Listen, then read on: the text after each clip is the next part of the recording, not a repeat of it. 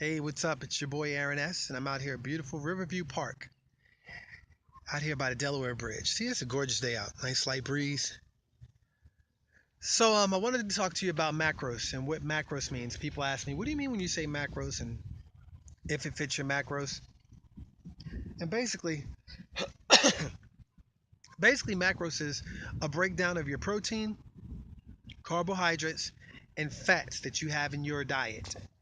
Here in America, we have a lot of carbohydrates. We're a high carbohydrate country. We like our pasta, we like our rice, we like our potatoes, we like our bagels, we like our different breads, we like our subs. We like all of this stuff that's just chips, snacks, just everything is packed with carbohydrates. And carbohydrates are like fuel for our body, straight energy. The problem is if we have too many carbohydrates and it overflows our storage, because carbohydrates convert to glycogen, which our body stores in our muscles and our liver. But if we have too much, then it ends up being converted and stored as body fat in our body. And you usually get it all around your midsection and legs and back fat. I get back fat. I don't like it. So I try to make sure I lean out so that, and I notice it there. If it goes from my back, then I'm doing pretty good.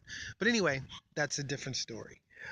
So macros is your proteins, your carbohydrates, and your fats. You want to go for a balanced diet. And by balance, I mean you want to have about 40% protein, 30% carbohydrates, and 30% fats.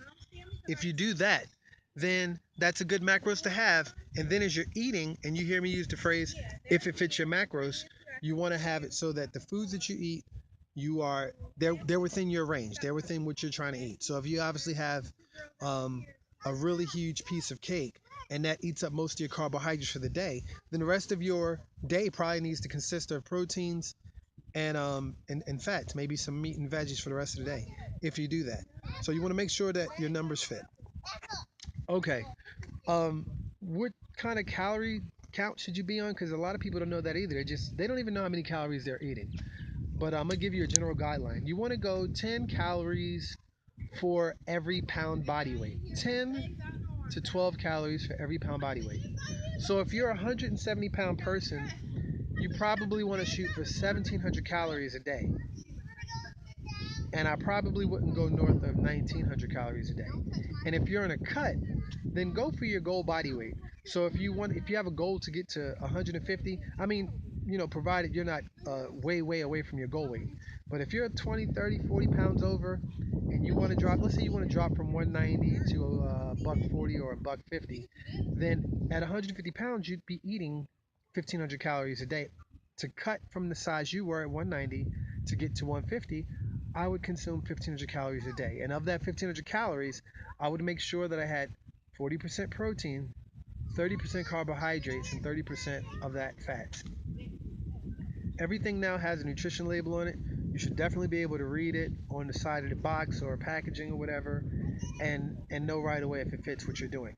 Once you develop foods that you know fit your macros, then just have the same thing. You don't have to keep making new things up or whatever.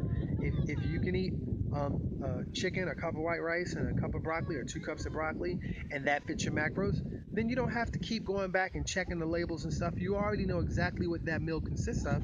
Have it again. You don't have to have a whole lot of different dishes and a whole lot of different sophisticated meals.